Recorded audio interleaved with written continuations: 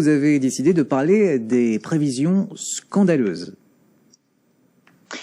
Oui, en effet, vous avez déjà beaucoup entendu les rétrospectives 2019 et toutes les banques d'investissement ont sorti plus ou moins leurs prévisions pour l'année prochaine. Alors, grosso modo, c'est jamais très rose, taux négatif, croissance lente.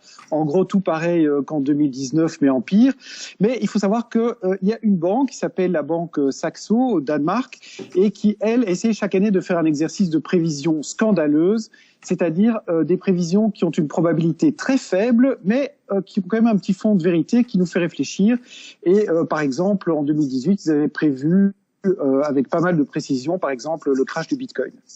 Alors, il y a 10 prédictions scandaleuses, clés, qui vont de la sortie de la Hongrie et de l'Union européenne à l'intervention et à l'invention d'une nouvelle taxe par l'administration Trump sur les revenus étrangers. Thibault, vous avez choisi 3 prédictions et vous allez nous dire pourquoi elles sont pas si improbables que ça. Voilà, alors la première, elle est signée par leur macroéconomiste qui s'appelle Christopher Denbick, que je connais bien. Et en fait, il s'imagine que finalement, il va y avoir un revirement de la Banque centrale sur les taux négatifs. Alors pourquoi ?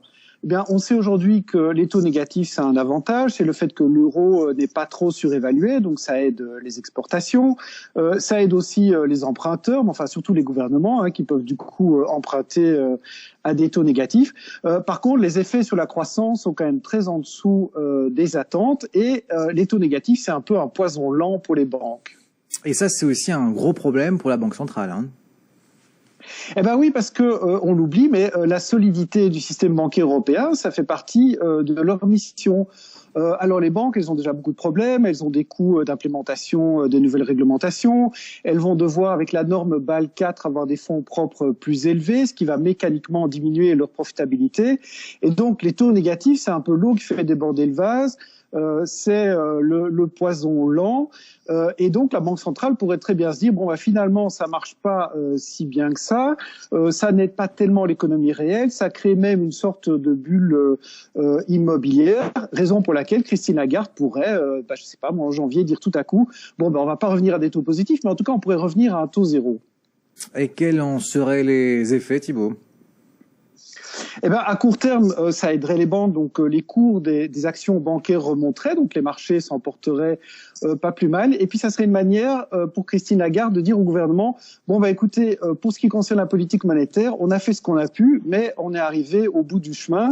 Et maintenant, c'est à vous de finalement recréer la croissance, par exemple, avec des politiques stimulantes en termes de fiscalité, en termes d'investissement. Et la raison pour laquelle ce scénario n'est pas si improbable que cela, eh bien, c'est que c'est exactement ce qui vient d'arriver en Suède, donc qui est en Europe, mais pas dans la zone euro.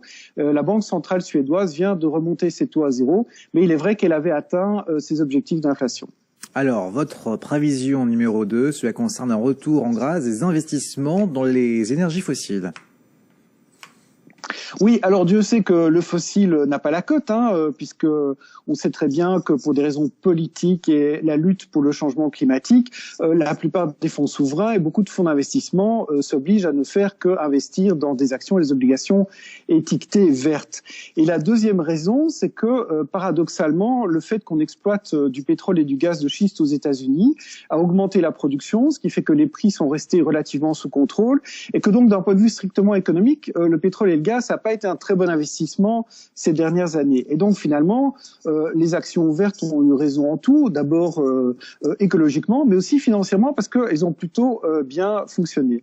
Et qu'est-ce qui pourrait changer cette donne qui paraît plutôt bien établie, Thibault ? Eh bien, c'est la dure réalité de la transformation énergétique qui pourrait prendre beaucoup plus de temps que ce que n'en espèrent leurs partisans. Et donc, si tout l'argent qui est investi dans des investissements verts met beaucoup de temps à dégager des profits, d'une part, et que d'autre part, il suffirait d'un petit peu moins de production au Moyen-Orient et d'un peu plus de demande en Chine pour que tout à coup le prix du pétrole et du gaz remonte, alors tout à coup, ça va redevenir d'un point de vue économique un investissement intéressant. Et donc, il pourrait y avoir une sorte de rebalancement entre l'investissement vert et l'investissement fossile, et ça pour des raisons purement économiques. Et votre troisième prévision scandaleuse, qu'en est-elle ? Quelle est-elle ?